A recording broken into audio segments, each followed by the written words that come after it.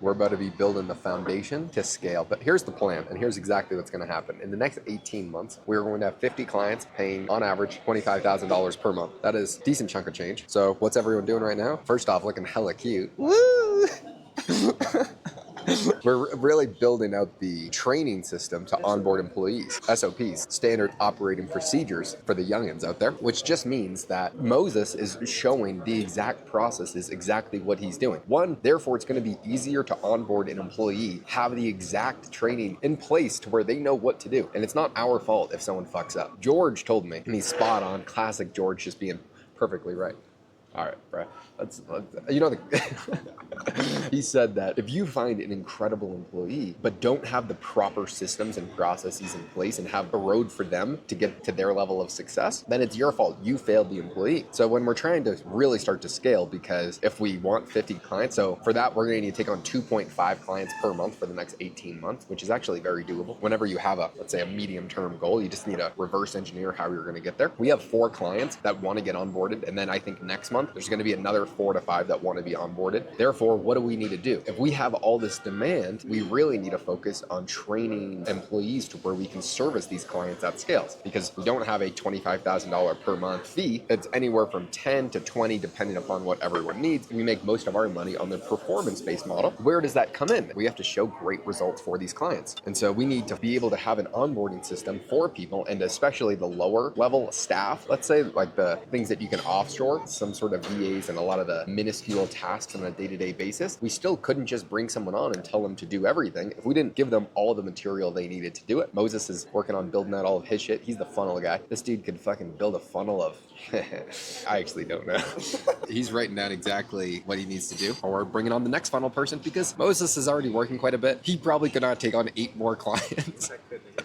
Moses is gonna say he could. We need more people, and we actually want people that are better than us. So I just tried to hire someone. It seems like he could be a fail. He has the experience, which is actually better than what I'm doing, better than what our other guy's doing for a particular task, to where it will level up the entirety of the team. And that's really what it's gonna come down to, is finding the best possible people in the world, putting them in a position where they can get to their dream outcome, which is exactly what we're trying to do. Cade's just out here being a Anna, as I would say if the camera wasn't on, just ripping stonks right now, printing some money. Cade's selling his single family houses. If you've been part of the saga for a while of me making videos every single day, me and Cade were saying, if you're young making money, stop being a fucking retard. Start buying some real estate, because you'll offset your taxes. Going to the club and spending 20 grand is retarded. Invest in something for the long term. But now, Cade, you're selling your single family houses. Why? Just one. Well, I'm selling my indie ones because they're in the ghetto and they keep getting broken into. I don't live there. I don't want to deal with people breaking into my fucking house. Yeah, someone broke into his house and stole all the copper. Yeah, so that's like 6 grand of new copper plumbing and wiring that I have to pay for. So I'm kind of done with those, and I have a lot of equity in them. So I'm just gonna sell them, and we'll focus on multifamily in Phoenix. So me and Kate are about to buy some multifamily. By the end of this year, I think we'll have it. We're looking for a 20 unit building around there. I need that for the tax write-offs. We need to close that shit before end of year. That's exactly what's going to happen. Especially, it looks like it's a pretty good buying opportunity, especially back in Phoenix right now. The market has slowed down. I actually hope rates stay pretty high right now, and the market continues to slow. There's a lot of new supply coming online. That means we come in, we swoop it up. The way that we'll do that, you'll say, oh my God, you guys are buying a 20 unit building. That's millions of dollars. You actually don't need money. What we're going to do is we're going to raise money, hard money loan from clients, friends. Fortunately, I have very, very wealthy friends. Kate has a lot of wealthy friends. And so we can raise the money for the down payment. We keep the equity. We just will cover the interest until it's stabilized, pay everything back, and just not have cash flow for the first 12 months. But we don't need the cash flow. We need the tax deductions, and we're young. So fortunately, we can wait 12 months before we start to have a positive cash on cash return. We're just trying to play the game at a higher level right now. By the end of the year, 20 units, but I'd say next year, 150.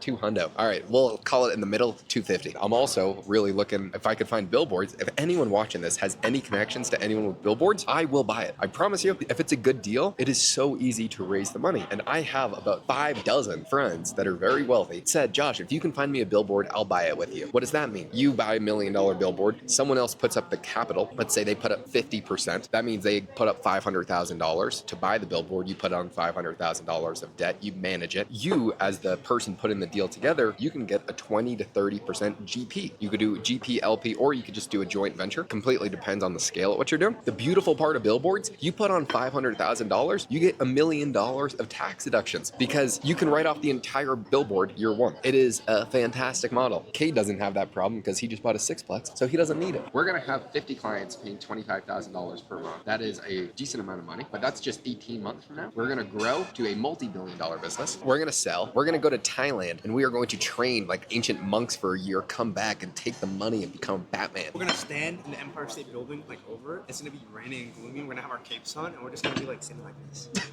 That's legit. We're gonna have like the red title above us. Yeah. Moses. We've turned Cade gay, and we got him watching Solo I've Leveling. been gay, bro. All right, well then, okay. So we've been ripping anime at nighttime, and so one thing leads to another. Me and P Money are taking the 200 push-ups, 200 squats, 200 sit-ups for the next month and a half. I'm still gonna be a fat boy. At the end of this month, whoever's fatter needs to be the other person's bitch for a day. Let's see. What do you got rocking with, Cade? You'll see. I'm actually looking at your flabs see through your shirt right now. So Cade's about to be my full-time bitch.